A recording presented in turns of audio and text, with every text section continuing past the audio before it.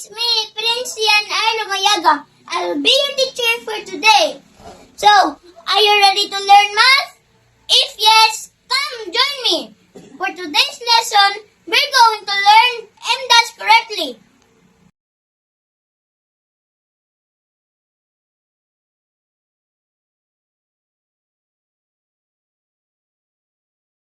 What have you noticed on the given expression? As you can see, there are arithmetic operations or series of operations.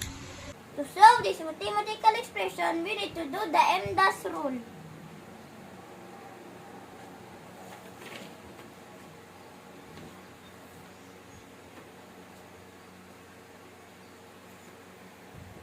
M stands for multiplication.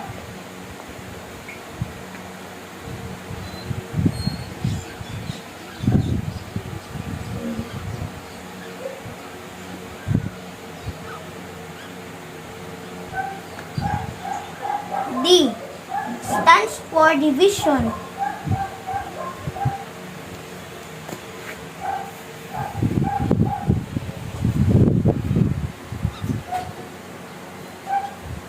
A stands for addition.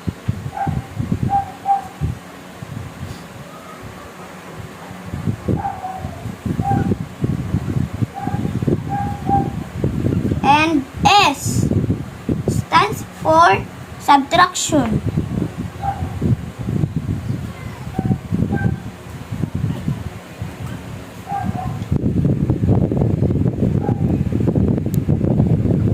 Multiplication or division should be done whichever comes first. Solve it from left to right. That means perform whichever operations that come first. Next, addition and subtraction should be done whichever comes first.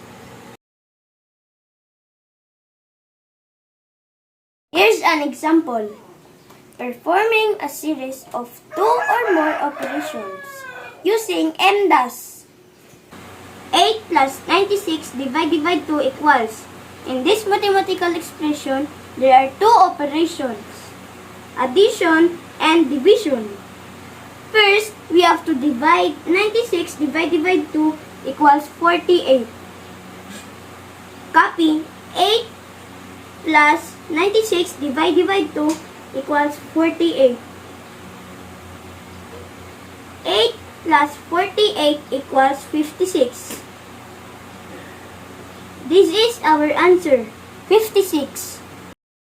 20 minus 4 plus 6 times 3 equals. There are 3 operations, subtraction, addition, and multiplication.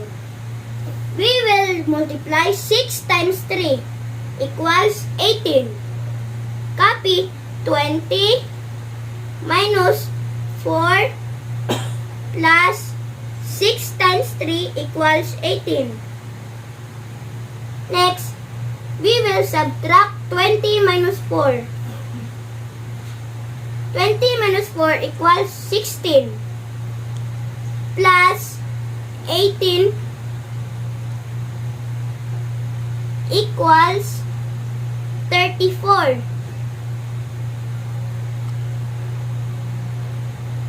This is our answer, 34. 14 divided by 2 minus 4 plus 3 times 2 equals. In this example, there are 4 operations, division, subtraction, addition, and multiplication. First, we will divide 14 divided by 2 equals 7. Minus 4 plus 3 times 2. Next is 3 times 2 equals 6. Copy. 7 minus 4 plus 3 times 2 equals 6. Next is 7 minus 4 equals 3. Plus 6 equals 9. Our answer is 9. We always remember that in solving problems involving more than 2 operations using MDAS. I hope we learned today. Keep learning. This is Prince Ian Aramayaga, grade 4 SSES is now signing off.